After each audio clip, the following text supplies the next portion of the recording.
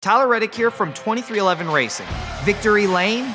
Yeah, it's even better with Chumba by my side. Race to ChumbaCasino.com. Let's Chumba. No purchase necessary. VGW Group. Void where prohibited by law. See T&Cs. 21 plus. Sponsored by Chumba Casino. If you work in university maintenance, Granger considers you an MVP because your playbook ensures your arena is always ready for tip-off. And Granger is your trusted partner, offering the products you need all in one place, from HVAC and plumbing supplies to lighting and more. And all delivered with plenty of time left on the clock, so your team always gets the win. Call 1-800-GRANGER, visit Granger.com, or just stop by. Granger, for the ones who get it done.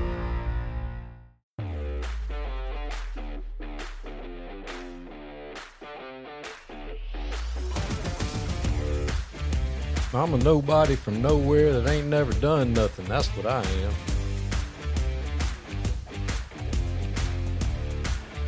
An old head. These young coaches, I tell you what, I can't figure these jokers out. They got a backpack on and tight something. I don't know what they're doing. They're getting on my nerves, I can tell you that. I know what ain't in the backpack. A string and a let me paint that line for you. That ain't in there. That's for sure.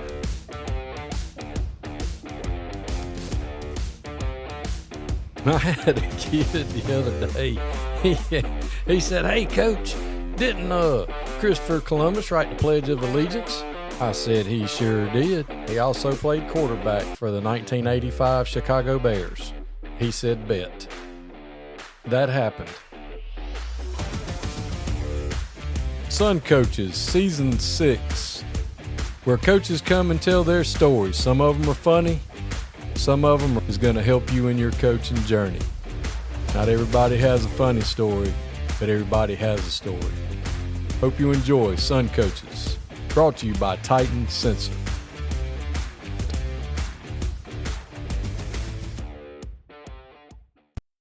Sun Coaches is proud to partner with Titan Sensor for Seasons 6 and 7. Titan is made in the USA, proudly founded and based in Texas. When you connect with Titan, you are not alone. You can collaborate and share templates with other coaches across the country to build reports and foster competition. Used by programs such as State 6A Georgia State champion Grayson High School, Titan can tailor a package to fit your needs. The eye in the sky never lies. Improve your team's performance with Titan. Welcome to Sun Coaches Podcast, Season 6, and today I'm fired up to be joined by the new sitting head football coach at Luella High School, Coach William Richardson. Thanks for being on with me. Yes, sir. I appreciate you having me on. Well, Coach, as we were talking off air, I understand that you are originally from the Palmetto State of South Carolina. Yes, sir. God's country, man. Born and raised in Sumter, South Carolina. Graduated from Sumter High School, man, and played college ball at Coastal Carolina for David Bennett. I was like I wasn't on the original team, but I was on one of the early teams, man. We had some success for Coastal Carolina, kind of setting the foundation. Grew up in a home. Both my parents are in education. My mother was a teacher. My father was an administrator and coach. He played football at South Carolina State. And then I'm the youngest of three, so my two other brothers also played little college ball. My oldest brother, he played at Penn State, he played for Joe Paterno, and then my middle brother, he played for a short time down at Grambling for Eddie Robinson. So, big football family. I'm guessing I'm kind of walking in my purpose now as a teacher and coach, man. It just, I'm like everybody else, man. It wasn't my plan, but it kind of fell that way for me. Well, you didn't have much of a choice. If your daddy was a coach and your mama was a teacher, you was going to have to, and your brothers played, and you were the baby. You didn't have, you couldn't very well look at them and go, I think I'm going to do something else. Yeah, it was a short time in between 8th grade and 9th grade for probably about a week and a half where I thought I was going to just not play football and play basketball. And it did, like I said, it didn't last long, man. So, well, did you play anything else, or did you just focus on football? Played basketball all through high school. But I tried track for about 2 track meets, man, and I just didn't have the patience. be out there all day. It's one of it is now. I will say this: it is one of my biggest regrets, though, just in terms of knowing what I know now and seeing it and knowing how I could have used that to help my football game. One of the things I wish I did do for a longer period of time. Well, who was your high school coach at Sumter? My high school coach was not Tom Lewis. I'm sorry, my brother's played Coach Lewis. Paul Sauls was my head coach Okay. at high school. Yeah, he was actually on the staff when my brothers worked there. Went to school there, and he ended up being my head coach.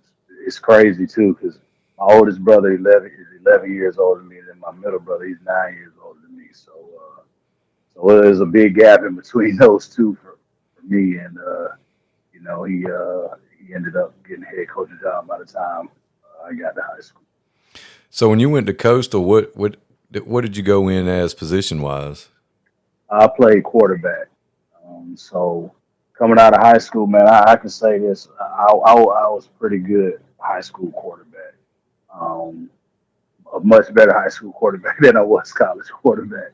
But so went there as a quarterback, and I stayed there. And I never changed positions. Tyler Thigpen was there when I got there, and so I sat behind him, redshirted, sat behind him for about that first year, 2 years. Got an opportunity to start as a redshirt sophomore. I actually might have sat 3 years because those guys, they started the program, so all of them, they were like the COVID babies before the COVID because, that first year they just practiced. So everybody got a red shirt.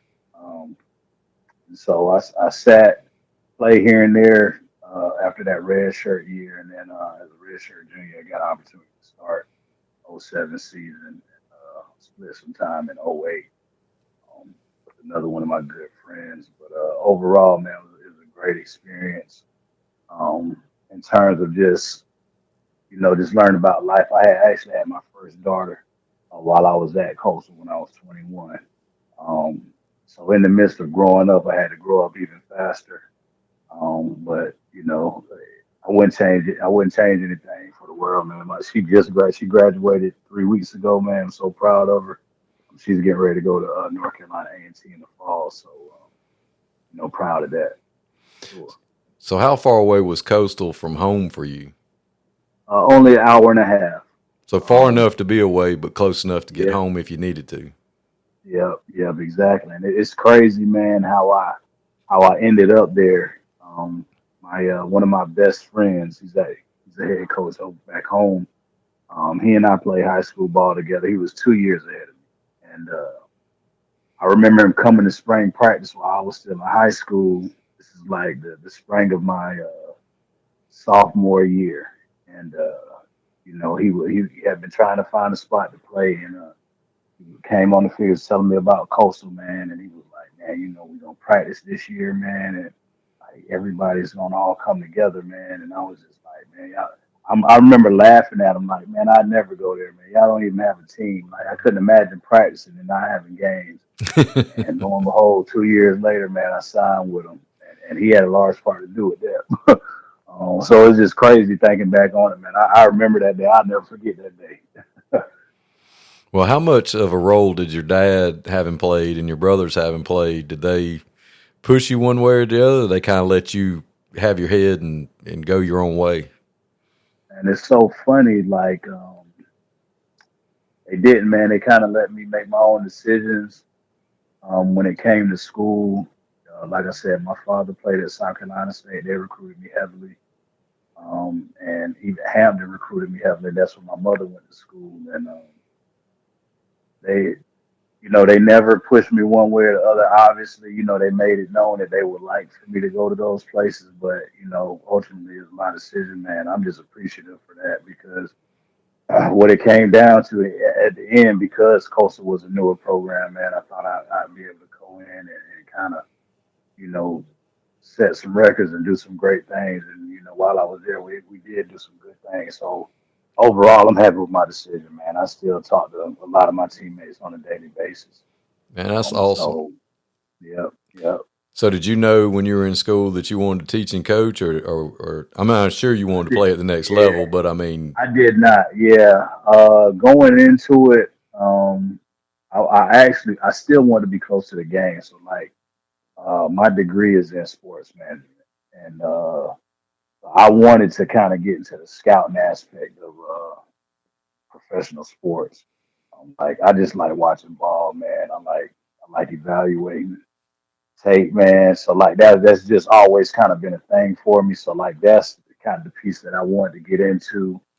Um, and so when I finished, the same friend I was telling you about that got me to go to school at Coastal, he actually moved down to Georgia. He moved to Atlanta and was teaching and coaching. And you know, the worst part about being a red shirt guy is sometimes they make you graduate in December. Man, I wish I could have squeaked out one more semester. So first of the year came around after I graduated, so I'm trying to figure out what's my next move. And I really didn't have anything lined up. And his mom had worked with my mom, and they had some connections. So he moved down. He was like, "Man, why don't you come on down here with me, man? I get you coaching, you see what it's like." And I started off as a parent, man. I've been going ever since. so that was your first teaching and coaching situation? Yeah, it was. So yeah, like I said, so I graduated in December of '08 from Coastal. I moved to Atlanta on July 1st. Tyler Reddick here from 2311 Racing. Another checkered flag for the books. Time to celebrate with Chumba. Jump in at ChumbaCasino.com. Let's Chumba. No purchase necessary. VGW Group. Void where prohibited by law. See T&Cs. 21 plus. Sponsored by Chumba Casino. 2009, and I worked my first job. I worked as a para at Miller Grove High School. But my first coaching job, I worked for Ray Bonner over at Cedar Grove, and so and on that staff, like it's crazy how like you don't really realize how full circle a lot of things happen in this coaching game. So, like I said, my good friend Perry Parks is a guy that I grew up with. Like I said, he's the head coach at River Bluff High School in back home. But he's the one that got me down here. He was on that staff. Kareem Reed was on that staff, who's the head coach at McEachern. Um, Miguel Patrick, who's at Ohio State, who was my head coach when we first got down to Crispin in 21. He was on that staff. Jimmy Smith, who's at TCU right now, he was on that staff. And Jimmy's from South Carolina. He's actually from my parents' hometown. Jimmy actually coached one of my cousins, or two of my cousins actually in high school. And then L was also on that staff, Lawrence Smith, who I just worked the past 2-3 years with down at Crisp. He was my head coach. Recently got a job at Booker T. So it's crazy how like that from that, that 1 year, because I was only there 1 year, man. Most of those guys hung around and kind of built Cedar Grove and what we know it as now. But it's just amazing to see how all of us are kind of doing what we said we were going to do when we sat down and talked, like while we were working for Coach Bonner, man. And it makes me feel good to see that and think back on it actually. So what after the 1 year at Cedar Grove, where'd you go? So after that, I was, like I said, I was working as a para at Miller Grove, and Coach Battle, who's the head coach at Banneker now, he was at Miller Grove. He got the job at Morrow High School. So I ended up going with him and went over there as a quarterbacks coach. And about mid year, he actually promoted me to OC. Like I was just doing. I wasn't ready at all, man. And he gave me an opportunity. I was grateful for it. But I think a large part of why he actually gave it to me, saw that I was organized, and I threw some ideas out there, and he told me this was good stuff, and he made me his OC. So following that season at Morrow, I went to Druid Hills. I was at Druid Hills for a year as a receivers coach. I bounced around a lot early on. Did a year there. Then after that, I went to Pebblebrook, where I worked for Coach Tommy Macon. Um, and he again he coached college ball. He was at Georgia Southern. He actually coached battle when he was at Georgia Southern. So I was there for 3 years as the OC. I actually ended up replacing my boy Perry Parks, who I talked about earlier. Um, he actually went back home, got his first head coaching job, and so I was at Pebblebrook for 3 years there. Um, and then after that, went back to Druid Hills for a year as the OC. Um, and then after that second stint at Druid Hills, I ended up at Westlake. Westlake in 16. Man, we walked into a very good team, man. I always tell people this, like when I got there and the kids that we had inherited, that were there with Coach Love, man, that was probably as good a coach group of kids that I had seen up to that point. Just in terms of like kids knowing the game and knowing like basic fundamentals that a lot of times get overlooked, man. And I mean, granted, we had a first round pick on the team, AJ Terrell, man. It was that was a fun 3 years. That first year was especially fun because we made it to that fourth round game, and we ended up losing to Roswell. But I mean, it was just great to see, man. Like we started playing ball really well right at the right time and kind of peaked right when you wanted to. And we just ran into a hammer at Roswell, man. Those guys were just stronger than us, and it was cold outside, man. I remember that game well. And so yeah, did 3 years there where I worked for Coach Reed, and my last year there, like the whole time I had been working as a coordinator, my last year I moved over to running backs that third year. I wasn't in the building my whole time there, and this was it was mutual because he didn't ask me to step down, but I told him that I felt like because I wasn't in the building, man, I couldn't be as efficient as I wanted to be. So I was assistant head coach, running backs coach, and was head coach with the JV the whole time I was there. And then at the end of 18, started interviewing for some head coaching jobs, and I had a few interviews, within the state of Georgia.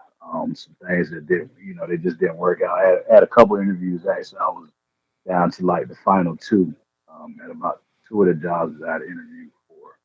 Um, and some jobs I was pretty much in the mix, man. I remember going into a job and you know how it is, man. Interview season, and you looking at different spots, man. I had a presentation and I had a different school's name in my presentation, and it happened twice, man. It's so like, well, the first time I think they were gonna let it slide, man. When it happened the second time, man, I just kind of knew what it was after that. So that was unfortunate, but I actually ended up getting my first head coaching opportunity back home at Richardson Northeast High School in Columbia, right beside Fort Jackson. And this was 2019, so first year, man, we weren't very good at all, man. But those kids worked hard for me, man. I still talk to a lot of those kids today.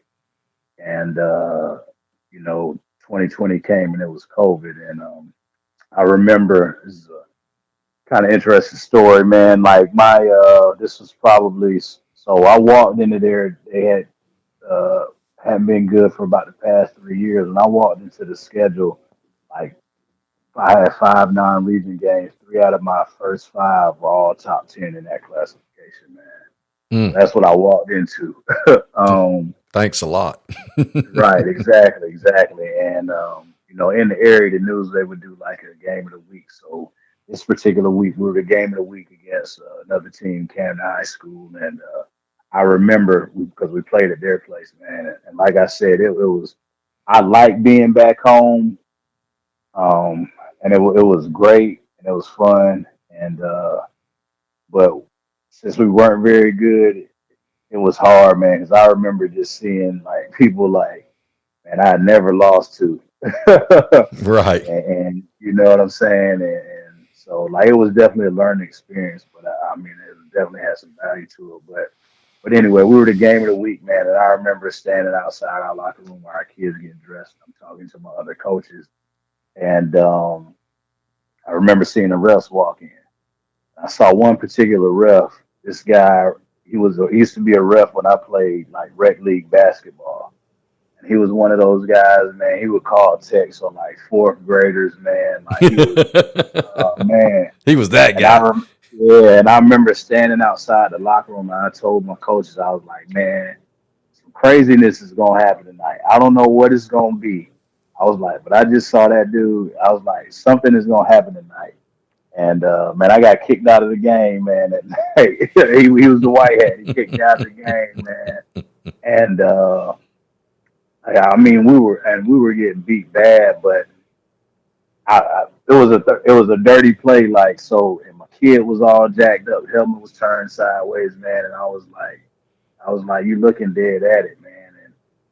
And got into it, and yeah, I got kicked out of the game, needless to say, and I had to miss the next two games, which one of them was against my boy again, Perry Park. We were in the same region that year, and they won, and so I had to miss those 2 weeks. But definitely a learning experience, man.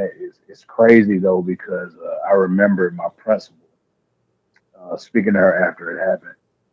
She told me she wasn't upset. She just remembered. She told me that like she remembered hearing parents in the stands like, and we never seen anybody fight for our kids like that. And I remember when I was walking off the field after getting kicked out of the game, the kid who got messed up, man, he thanked me like walking off the field, man.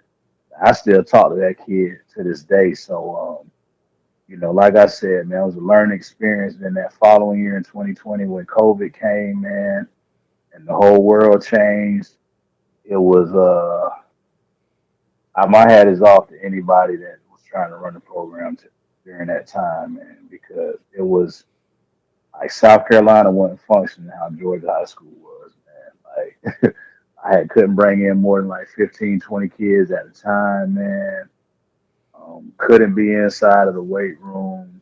Like it was just a whole lot of stuff that we had to adhere to, and it made it difficult. But my kids we almost snuck in the playoffs. So we played only a region schedule, man.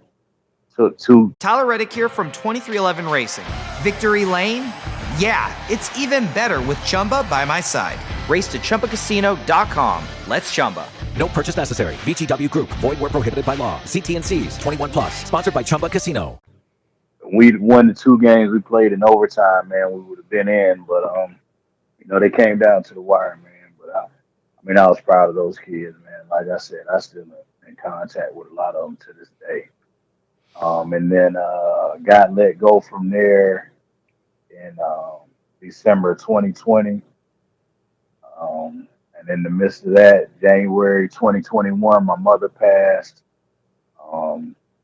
So, I just had to find a spot, man. It's crazy, like trying to figure out what I was going to do.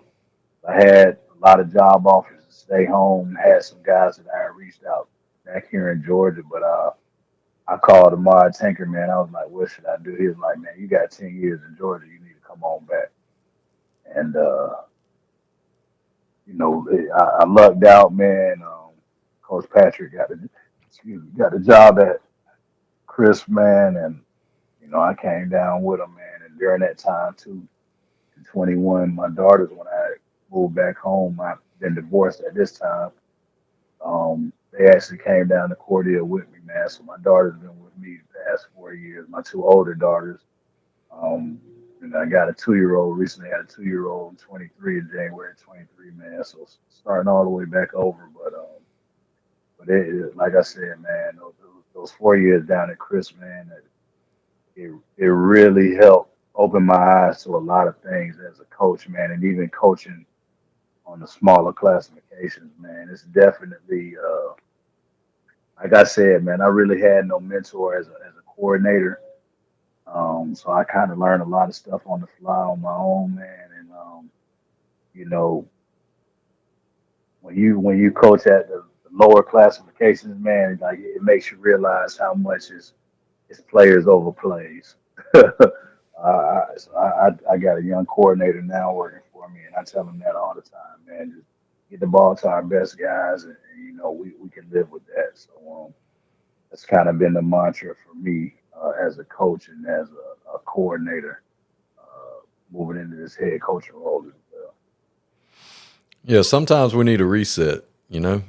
I mean, I remember my first child was born without kidneys, and we didn't know till he was born.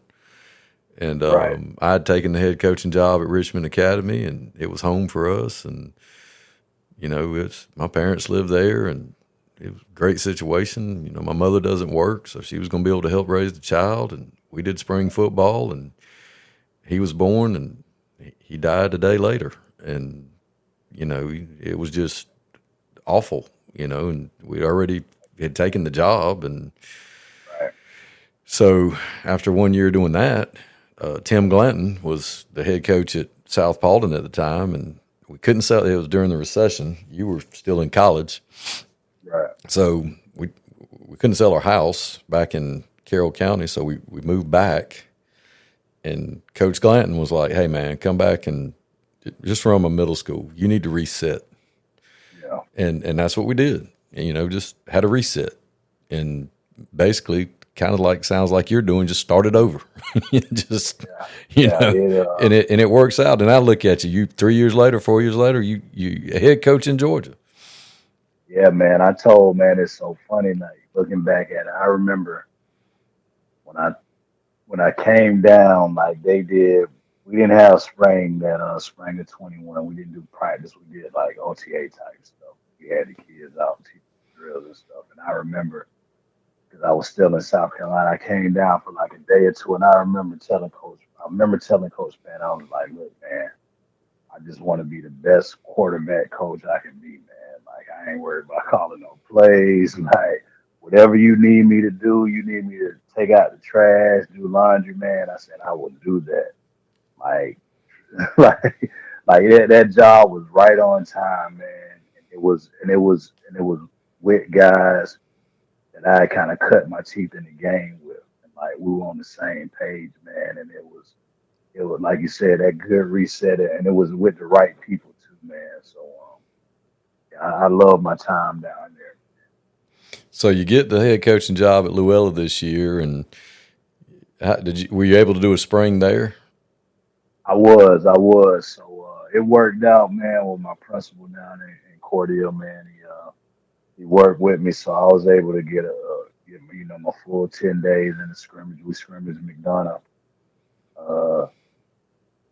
during spring practice, man, and we got some work to do. But what I can say, as far as from the standpoint as a coach, like I could tell our kids are learning what the things that we're trying to put in place scheme wise during the spring. I could tell that.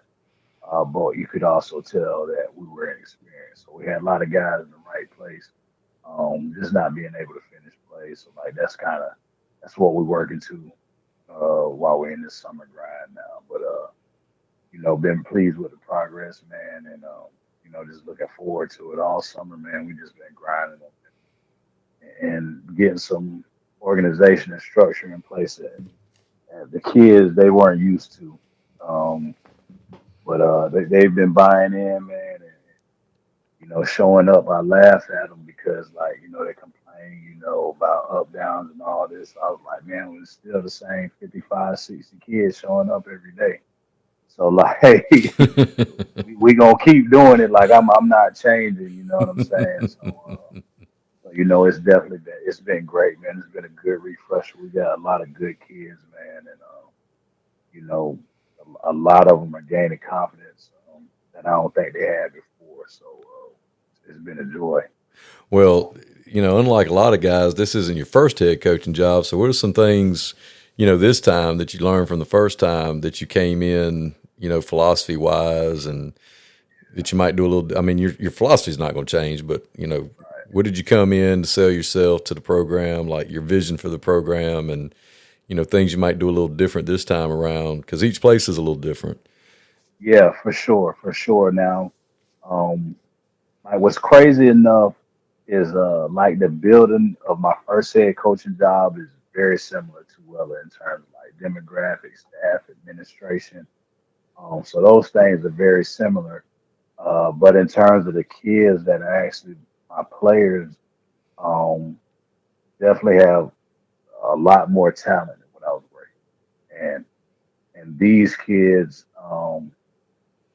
they want to win, but we getting to the point where like that's the expectation. Like I said, a lot of them just lack confidence, man. And so from my standpoint, like my thing is BAD, be a dog. So like for us, it's believe, accountability, and discipline. And I mean, like we hammer that message into their head since we got there. You know, um, it's crazy, man, because during the interviews, this is actually the first time in an interview where I actually got to meet some of the players. I thought this is probably what got me the job, in all honesty, man. So, they had a group of kids walk me through the school, ask me questions and stuff, and that's kind of when I introduced, like, the BAD and everything like that. And I could tell the kids were like, they were liking what I was talking about. Um, but I think their feedback when they went back to administration is kind of what got me the job. And I tell them all the time, like I've been the same guy since day one, since those kids met. And I think that goes a long way with just being authentic in that aspect. But in terms of getting the kids to do what we're asking them to do, I think that's the larger part of it because a lot of them they're not used to a lot of the things that we're asking. Where a lot of them got to break this mindset of thinking stuff is extra, but it's just normal. So like my freshman kids that I have now, a lot of what we're doing is going to be the norm for them once we get there, but we're not there yet. So just managing and maintaining the standards, man. That's been the thing for us, and my staff has done a great job of that in terms of buying in as well. And it's just been very good, man. Like and in terms of just learning, what I always tell coaches, man. Now you're going in the head coach, even as a coordinator, man. Learn to delegate tasks, like to the strengths of your assistant. Don't give them tasks that is maybe not resist or they're not good at. If you give them a task that they're good at or something they enjoy, they're more susceptible to do it. So I try to, obviously there are things that got to get done, whether we like them or not. But I try to give those guys duties that are enjoyable or things that fit what they like to do. And just I don't have an issue asking either for them to do anything. But I think that my coaches they also see that I don't mind doing any task either. Like I've swept the locker room since I've been like I've swept the weight room. Like I've wiped the equipment down. Like I've done laundry. Like I've cleared the field. Like along with those guys. So there's no job too small for me. Like I always tell them. Like at the end of the day, my name is on this program, and there's certain things I wanted. I wanted to look a certain way. Um, and so like just trust and believe like you're gonna get 100% of me 100% of the time. That's the way I view it, and I can see that those guys are reciprocating that. So I'm grateful for that. So with your staff, did you inherit a whole staff, or you were able to bring anybody in? How did you approach that when you came Um, into this situation? yeah. So how it goes in the metro, man. You only gonna have a few spots. But what ended up happening is I didn't bring anybody with me. I do have a couple. I got several guys that I actually kept from the previous staff. And a few of them, I'll be 40 in November, and I'm like probably like the second or third oldest guy on the staff. So my offensive coordinator is Coach Nicholas Davis. He's a younger guy. He was actually in the building already over there. He came over in like December, I believe. So I think he was going to be on the staff. if the previous coach had stayed on. Coach Breon Atkins is my defensive coordinator, and he runs the weight room for us, the strength program for us as well. He's coming over from Newton. Um, my special teams coordinator is Coach James Roberts. He's been there, man. He's been at the school since it opened. He's worked for every head coach that's been there. Um, and so he's kind of working as my football ops guy too. Um, and the kids love Coach Rob, man. He's just a mainstay in the building, and he does a great job for us just in terms of keeping me in the loop about what's going on with the kids because everybody talks to him. So he's done an excellent job. As far as the rest of the assistants, Coach Antoine Harris is my wide receiver coach. He has some coordinator experience as well. Um, Still looking for a running backs coach at this point. Offensive line coach is Magic Sanders. Um, he's another young guy that brings a lot of energy. He works in the weight room as well, and he actually, man, he played at Jacksonville State. And one of my guy that's younger than me from Sumter was the running backs coach over there with Coach Rodriguez, Roderick McDowell, and those guys were actually very close while Magic was in school, man. And so Rod is a real solid dude, so I can see why they kind of mesh well. Defensive line coach Charles James, he was at Rockdale County last year. DB coach Quintus Bishop, who worked in the secondary last year at Luella, and then was able to kind of pull one of the Luella greats, man, Rod Sweetie. He's been around the program, helping our kids, serving as a resource for our kids, man, and it's been great having him back around the program, man. And the kids are actually able to get eyes on somebody that went to their school and made it to the highest level. Graduated from Georgia Tech and played in the league for several years. Now he's back pouring into the program. So that's kind of been my thing in terms of getting the program like where I wanted to be, just reaching back out to alumni, trying to get as much support from all avenues, as many avenues as possible, but mainly the alumni just being and having pride in the program and coming back around and not even from a money standpoint, just in total support of the program. Like I want the kids to be able to visually see these people that support them and want to see them do well. I think it's helped us make great strides in the short time that I've been there. Oh, absolutely. And I've been seeing the media presence on Twitter and all that kind of stuff, and that's so important these days, especially when you're in a multiple school system like Henry, when you've got 7,000 schools in one system.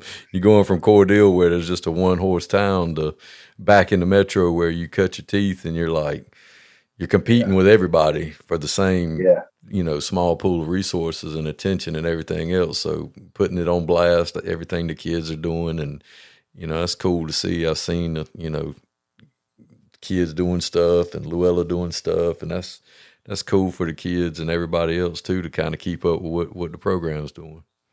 Oh yeah, and that was like one of the things I told them when I said, man, we're gonna open this social media up, man, because it's the thing. Kids, they need to be visible, man. As far as many kids that share they want to play on the next level, man, like the resources are right there in their hands. A lot of kids don't utilize it. They don't maximize it, I'd say. So, part of that for us is teaching them how to use the social media responsibly in order to get to the next level if that's their wish. Really at anything, man, because it can be used for so many avenues. So that's been a huge part of our program. And I know Kareem is like the Don when it comes to that kind of stuff. He's the daggum best that I've seen at marketing his program, and Coach Reed's one of the best I've seen at that. In this day and time, that's definitely a piece that you've got to have. Oh yeah, for sure, definitely. So, how's summer look for you guys going forward? OTAs or 7-on-7s, or y'all just working on the work? Well, We're working on the work, man. We actually have OTA tomorrow. We're going up to Rockmart tomorrow morning. So we'll travel up there tomorrow, and then we'll go to Spalding County in July. I wanted to with this being my first summer here, I wanted to kind of put put my hands on the program, like what we're going to be. I didn't want to do too much traveling this summer, but I did want to make sure that when we did travel, that we were going to see some physical teams, because that's part of what I know in terms of we're going to have to see teams that want to run the ball in the ball. So I think tomorrow, Rockmart's going to be there. I know Coffee's going to be there. And several other schools, but those are two that I hope we see, that I know that they're going to run the ball, man. And like, in order to win games late in the season, you got to be able to run the ball and stop the run. So that was strategic in that move. And then also we go to Spalding County in July over there with Coach Nick Davis and Coach Stevens. Burke County will be there. So I know those two guys, man, and I know they're gonna want to pound the rock, man. So like I want to, like, and I told my kids, man, like, it's like we're gonna have to be physical to play football how I want us to play football. I'm an offensive guy.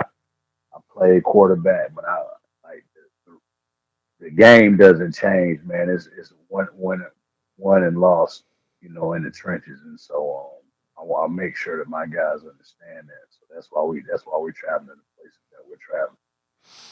Yeah, two of my good friends right there. I got to work with both of them. Worked for Nick. He was the head coach at Burke County, and Coach Stevens was Dr. Franklin Stevens was our defensive coordinator and offensive line coach at the same time when we were at Burke County. And they've always been good to me and taken care of me and looked after me, and just been great friends over the years. And I'm glad they're still pouring into kids and doing a great job. And you are exactly right. Them two old heads right there, they keep it real, and they're going to be physical for sure.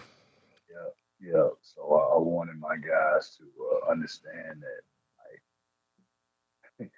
like I mean this stuff when I said we're not going to be a soft team. I think I told him, like, in the spring, like, maybe it might have been day one. I said, man, like, if a team is going to beat us, like, they're going to have to work for it.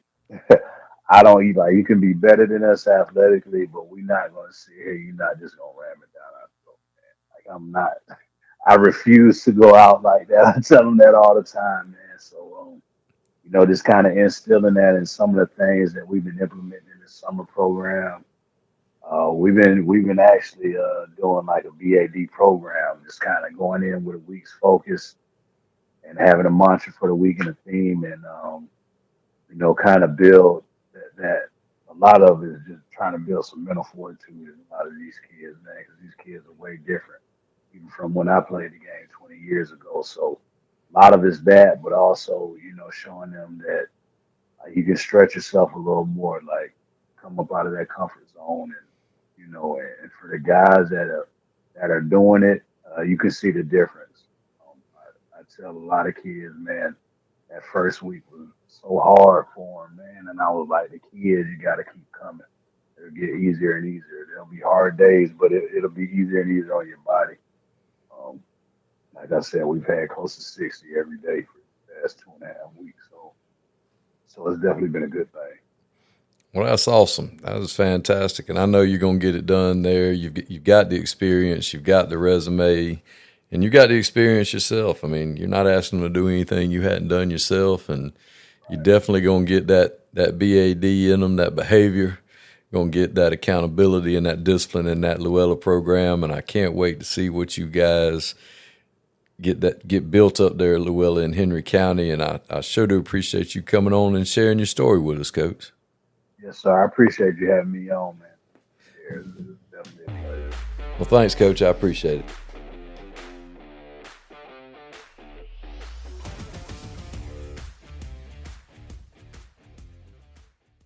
Hello, it is Ryan, and we could all use an extra bright spot in our day, couldn't we? Just to make up for things like sitting in traffic, doing the dishes, counting your steps, all the mundane stuff. That is why I'm such a big fan of Chumba Casino. Chumba Casino has all your favorite social casino-style games that you can play for free anytime, anywhere with daily bonuses. So sign up now at ChumbaCasino.com. That's ChumbaCasino.com. No purchase necessary. VGW Group. Void where prohibited by law. 21 plus. Terms and conditions apply. When you manage procurement for multiple facilities, every order matters. But when it's for a hospital system, they matter even more. Grainger gets it and knows there's no time for managing multiple suppliers and no room for shipping delays. That's why Grainger offers millions of products in fast, dependable delivery, so you can keep your facility stocked, safe, and running smoothly. Call 1-800-GRAINGER, click Grainger.com, or just stop by. Grainger, for the ones who get it done.